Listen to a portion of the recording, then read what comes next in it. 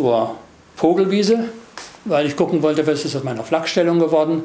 Hätte es uns dort getroffen, wenn wir noch da gewesen wären. Dann habe mir da die Bombentrichter angeguckt, dann sind wir an der Elbe entlang. Bis zum, damals hieß er Adolf-Hitler-Platz, also den Theaterplatz vor der Oper, gegangen. Und zwischendurch muss ich sagen, ich hatte so geguckt und zum Teil brannte es auch, also es qualmte noch, es brannte nicht mehr, aber es schwelte. Und mir war bis dahin gar nicht aufgefallen, dass die Frauenkirche nicht mehr da war.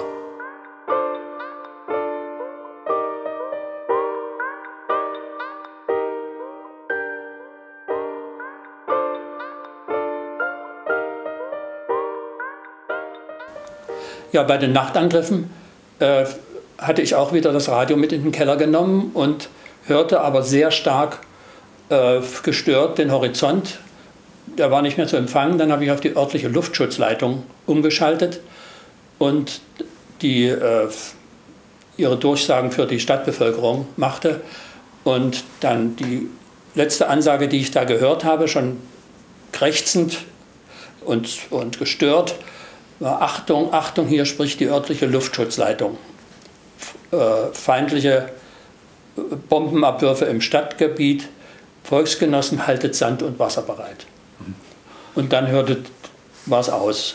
Und hinterher habe ich erfahren, dass das also der Befehlsstand vom Mutschmann, vom Gauleiter, im Albertinum war, im Keller. Dort war ein Kellerteil als Bunker ausgebaut. Und dort kam die Meldung her. Kurzum, der erste Angriff hat uns nicht so getroffen. Da bin ich sofort auf das Fabrikdach der Firma Bramsch gegangen. Von dort hatte ich schon bei den anderen Angriffen am 16. Januar, der uns beinahe auch getroffen hätte, da war die Friedrichstadt schon mal stark beschädigt worden, habe ich diese Stadt brennen gesehen. Und das ist also ein überwältigender Eindruck gewesen, nicht nur schauerlich, sondern auch hatte etwas überwältigend gesagt, das ist doch nicht möglich. Dass man sich sagte, wie ist es möglich, dass von der Fabrik Gehe, da am Neustädter Bahnhof im Norden, über die Jenice, die stand also voll brennend und glutleuchtend mit ihrer Kuppel vor mir in ungefähr 500 Meter Entfernung. Hinten sah man gar nichts, das war nur eine einzige Flammenwand, die zum Wettiner Bahnhof ging und dann langsam nachließ in Richtung Hauptbahnhof. Da habe ich versucht, Fotos zu machen, die sind nichts geworden. Und dann standen wir alle auf dem Hof und dann hieß es also: los, die Motorspritze raus, wir löschen, unten in der Friedrichstraße brennt. Und da bin ich also mit einem vom Betriebsluftschutz losgezogen und wir haben geguckt und da kamen uns nun schon die Leute entgegen aus der Innenstadt. Geschwärzt und mit Tüchern um den Kopf und mit angesenkten Sachen, und die haben wir gefragt, ja, wo kommen Sie denn her und so, ja, wir kommen vom Postplatz und wir kommen von der Waisenhausstraße und wir kommen daher, und die sagten uns immer, es brennt alles, es brennt alles. Dann vermeine ich aus der Umgebung von den Höhen herab wieder Sirenen gehört zu haben. Und da haben alle gesagt, die werden doch nicht nochmal und das ist doch unmöglich. Sind dann aber doch in den Keller gegangen und dann ging der zweite Angriff los, der eben sehr viel länger dauerte und auch, wie man an der Erschütterung hörte, stärker war noch als der erste. Wieder mal dann vorsichtig geguckt. Bei uns brannte es nicht. Und wir sind dann, als sich alles beruhigt hatte, wieder rausgegangen. Ich bin wieder auf das Fabrikdach gestiegen. Und da hatte sich also dieses nun wirklich also zu einem Vulkanausbruch. Ich habe dann so aus dem Griechisch- oder Lateinunterricht habe ich mir gedacht, so muss Nero aufs brennende Rom geguckt haben oder was man sich so vorstellt. Nicht? Man hatte ja keine Vergleiche. Und bin dann also ziemlich verstört und auch schon übernächtigt zurück. Und dann sind wir ungefähr um 3 oder wann ins Bett gegangen. Da hörte man es immer noch knallen aus der Stadt, wenn ein Blindgänger oder ein Langzeitzünder explodierte. Ja, und am nächsten Morgen hatten sich auch viele Leute eingefunden, die auf dem Hof bei uns herumstanden einfach, weil sie sahen, hier ist noch die Stadt intakt. Und dann kam eben wieder, dass man auch meinte, Sirene, ja, Motorengeräusch, ja, schnell in den Keller. Und dann begann sehr schnell auch dieser Mittagsangriff, der dann besonders eben auf Friedrichstadt getroffen hat. Und unser Haus, was ich ja bereits erzählt hatte. Und nach diesem Angriff hatten wir erst noch mit Aufräumen und Umräumen zu tun. Die Wohnung war unbewohnbar.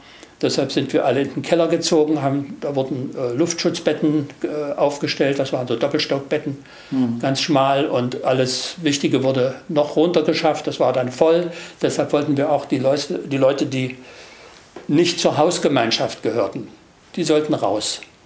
Nicht? Es kam also ein Egoismus gleich wieder zutage, wir sagten, nee, das wird dann hier zu voll und dann kriegen wir keine Luft mehr. Und wir sind sowieso schon genug aus dem Haus, und dann kommt noch welche aus der Fabrik, kommen dann mit hier rein, also wir können niemand mehr aufnehmen. Haben dann die dann auch weitergeleitet und haben dann also, da das Fabrikgelände, wie gesagt, zum Teil brannte, zum Teil durch die Sprengbomben, die überall niedergegangen waren die Umfassungsmauern beschädigt. Da haben wir gedacht, jetzt kommen sicher Plünderer. Und der Direktor des Betriebs, der ein begeisterter Jäger war, der hatte also eine Jagdwaffe. Und mein Vater hatte seine Offizierspistole. Und da ist gesagt, es wird Wache geschoben hier. Und jeder, der hier, wird gerufen, also halt, und wer da und raus und weg und einen Warnschuss abgeben.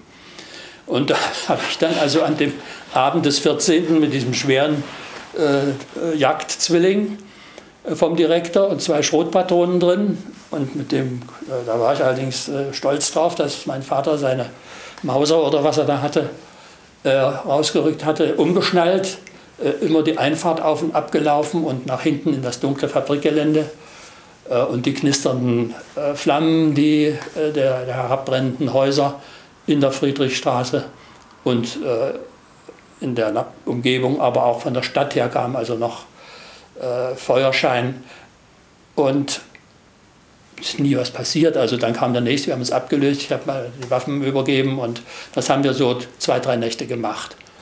Ja, wie schon mal erwähnt, in diesem Alter verträgt man offenbar mehr. Am nächsten Tag, dem 16.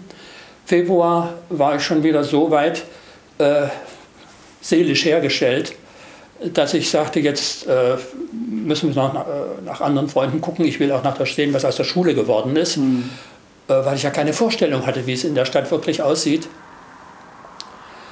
Und dann zu meinem Bruder gesagt, los, du kommst mit.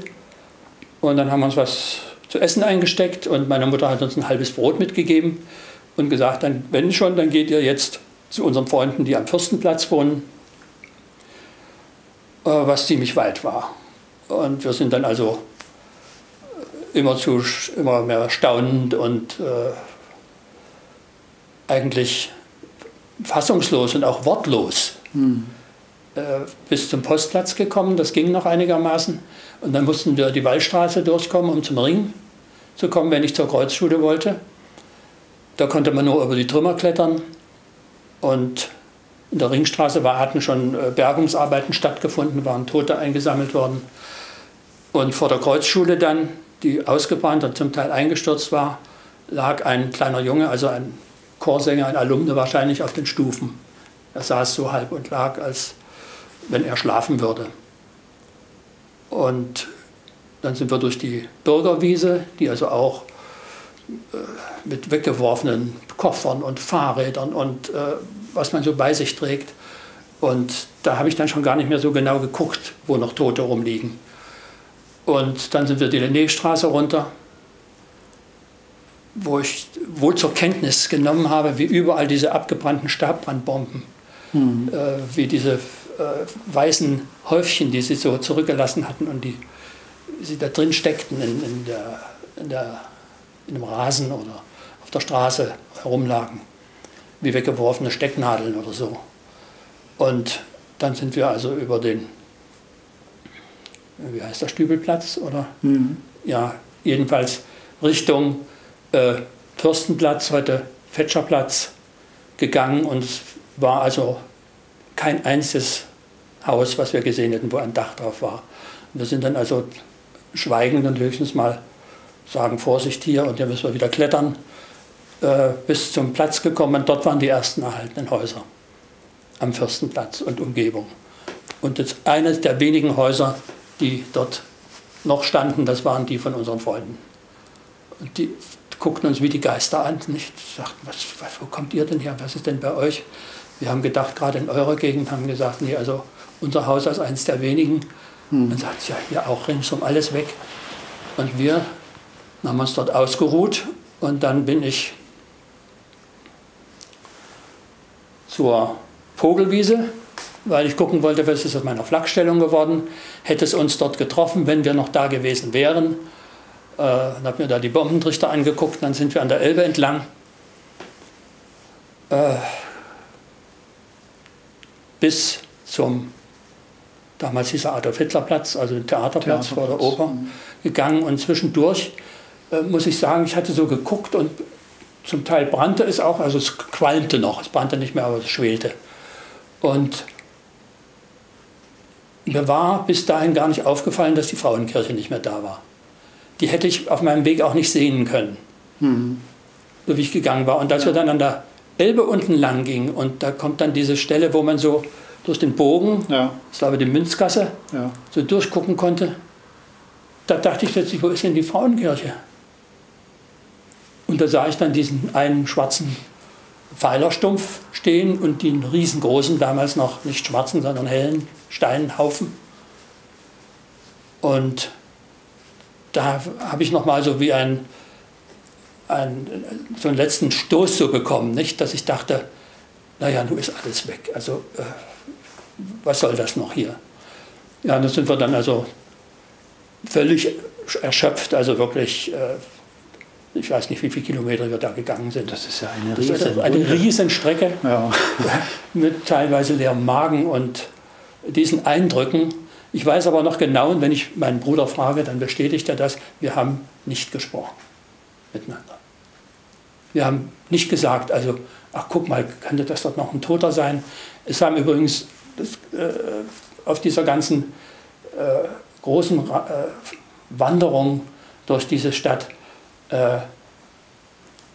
waren überall schon auch Bergungsarbeiten im Gang. Nicht? Also aber ich war von dem 15. Februar vom Hauptbahnhof noch so geschockt, dass ich dann nun nicht so geguckt habe, was holen die hier raus? Wie sieht das aus? Und war dann froh, wieder zu Hause zu sein und habe dann den Rest des Krieges mit meiner Zurückstellung auch die anderen Angriffe, wohl noch ein schwerer, am 17. April war der auf Friedrichstadt und getroffen hat und den Bahnhof nun völlig vernichtet hat. Da bin ich dankbar, dass ich dann dort geblieben bin und zum Russeneinmarsch zu Hause war und nicht irgendwo an der Front. Man hat manchmal so den Eindruck, wenn man Literatur liest oder sich mit älteren Menschen unterhält, dass die Person des Führers, dass die praktisch allgegenwärtig war. Und Sie haben es selber in Ihrem Buch auch geschrieben, nach diesem Angriff auf Leipzig hat er ja eine Rede gehalten. Und dem ist es gelungen, sicher durch sein Charisma oder wie auch immer, durch Fakten sicher nicht, also die Leute wieder ruhig zu stellen zumindest. Das ist so der Hintergrund der Frage. Ja, es ist so gewesen, und das besagen auch die Berichte des Sicherheitsdienstes der SS, die ja immer diese Umfragen gemacht haben, bis die verboten wurden 1944, weil zu viel unerwünschte Wahrheiten rauskamen, dass die Leute sich immer gewünscht hätten, der Führer möge doch dazu was sagen. Und wenn er dann mal was gesagt hatte, dann wurden die Stimmungen, die aufgefangen wurden und abgehört wurden von den Spitzeln, die waren dann, ja, endlich hat er sich jetzt, ja, und das wurde mal Zeit, und dann fühlte sich gleich mit neuer Zuversicht erfüllt, und also er wird es schon machen. Nicht? Er hat noch, dann hieß der Führer hat noch eine Karte im Ärmel, und lauter solche Sachen gingen dann um. Es waren wohl, das änderte sich wahrscheinlich 1945 dann. Sicher. Nicht? Da merkte man dann schon, und was eben auch bei Erwachsenen, die sonst vorsichtig waren oder was, oder auch schon in unseren jugendlichen Kreisen gesagt worden, mein Gott, also warum gelingt es uns nicht, die abzuwehren, warum können wir uns nicht schützen? Die spazieren, die fliegen hier spazieren, also so hat es immer den Anschein, so einfach war es ja auch nicht. Mhm. Sie hatten ja oft auch große Verluste, aber das Gefühl der Wehrlosigkeit wurde eben durch diesen Luftkrieg verbreitet. Und da kam dann auch schon mal, also Göring, über den schimpfte dann schon mal eher jemand und sagte, Hermann, das Großmaul. Und was hat er gesagt? Aber der Führer selbst, also der weiß es vielleicht gar nicht so genau. Und vielleicht hat man ihm das nicht gesagt, dass es hier an Abwehr fehlt. Der wurde gern noch bis zuletzt ausgeklammert aus solchen defaitistischen Überlegungen.